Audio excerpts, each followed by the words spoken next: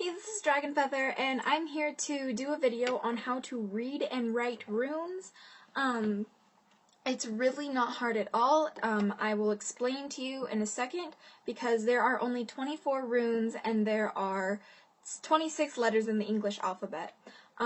So these can be used for any language that uses the like the ABC kind of thing for their letters in how they write. So like Russian or Japanese, you wouldn't really be able to do this unless you translate it into English or something like that. But anyway, for the characters translations, this is what they are.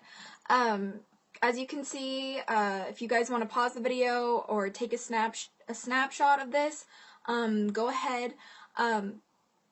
But this one is the one that I use. There are slight variations, but for the most part, the majority of these are correct. Some of them do not use Q's or C's at all.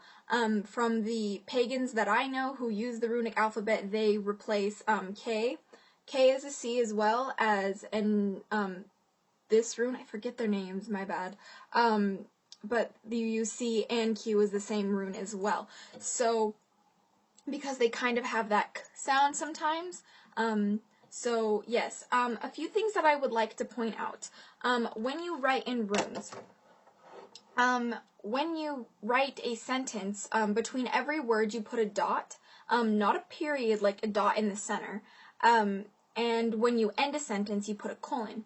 So, if I were to write, I love you in the runic alphabet, which I'll do that right now, it would look like this.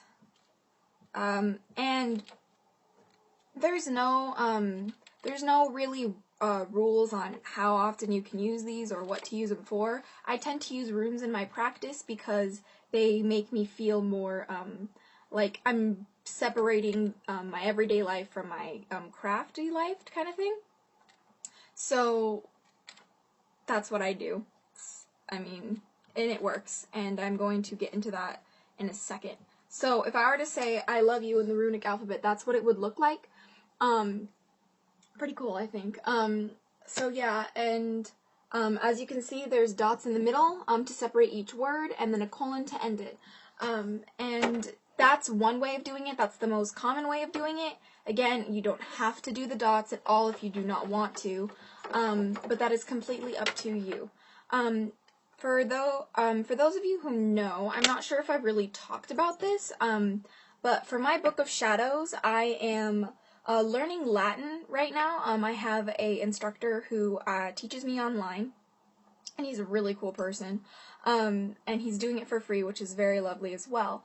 And what I'm doing is, after I learn how to write in Latin more fluently and do it much better, I'm going to actually write my Book of Shadows in Latin in the runic alphabet. And I know that sounds really, really confusing, but I'll give you a little bit of an example. Girl in Latin is puella, and I'm pretty sure that's a commonly known Latin word. I'm not completely sure. Hold on, I should probably write how it's spelled first so you guys can see. I'm just doing this for my Book of Shadows, personally, because my Book of Shadows is very private to me. That's why I don't really have very many videos on my Book of Shadows, because that's something that I would like to keep to myself. And so, certain things in there, and that's why if I were to ever show you guys written in Latin in the runic alphabet, you probably wouldn't be able to read it. So, that's why when I get to that point, I'm going to show you guys my Book of Shadows, however long that may take. So, yeah. It's an endeavor. I must admit, it's an endeavor. So, people who want to use the runes, I suggest go for it, because it is a lot of fun to use runes, and it is very, it's interesting, and it's a way to kind of make it to where most people, if they were trying to get into your business, could not read anything, and it's kind of a way for privacy. So, girl in Latin is puella, and in runic alphabet, that's what it looks like. That's what puella looks like in the runic alphabet. So, that's just what I do. That's how I am going to write my my Book of Shadows, just because that to me is the way it's going to work and the way that I'm going to use it and want to use it and want to keep it up, because I have a hard time with being consistent sometimes, which I'm pretty sure is everyone, so that's not much of a big deal. Another thing that I'd like to point out is that for the runic letter X, in all the ones that I have found, there is no runic letter for X. So what many people do is they combine the runic letter for K and S, because X kind of makes a sound that both the K and the S makes. So that's why they put the both of them together. So when you have an X right here, you can see it's the K and the S put together. So that's just something that you guys should know. And memorizing this, I actually memorized this in one of my class periods. We were watching a movie and I just decided to start writing a bunch of things in the runic alphabet, and I was able to remember every letter except Z. I had to look up Z because I'm not so used to using Z's. I don't really use Z's. So that's about it. And one last thing before I'm done. As you can see at the bottom, there's not just the letters, there's TH and NG. So when you would use a word that has a TH in it, instead of putting the runic letter for T and H, you would put the runic letter for TH. So, the would look like this instead of this. So, the would look like this in the runic alphabet instead of this. So, this is good, this is bad, and not correct.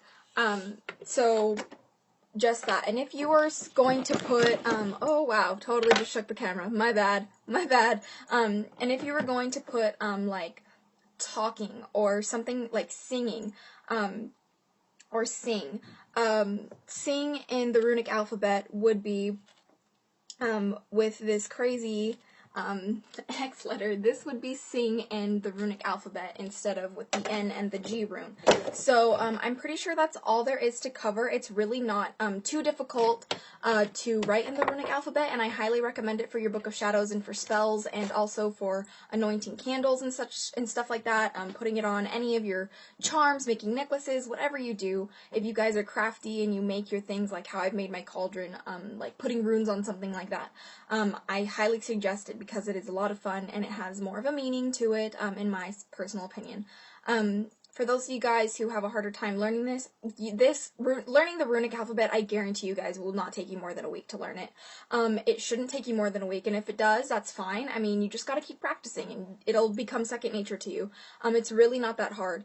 Just like if you were to come up with the code yourself, like with friends and stuff like that. Later on, I'm going to be doing another video like this in Dragon Script, because I'm getting into Draconic Wicca. So I will do a video on that as well, and how to use that and how to write in it. I don't know how to write in it yet. It's a little more complicated than the runic alphabet, but yeah, I hope that helped. Any questions or comments, leave them below and let me know. And 1 second, before I get into this, I can't comment on my YouTube videos because of whatever the hell YouTube is doing with Google Plus and whatever. So, if you guys want to have questions, the easiest way to contact me now with how YouTube is through my Facebook messaging page or my Tumblr or my Twitter, and that will all be in the description box. So contact me through there, and I will definitely answer your questions. And yeah, I hope this helped, and until next time, blessed be, and bye.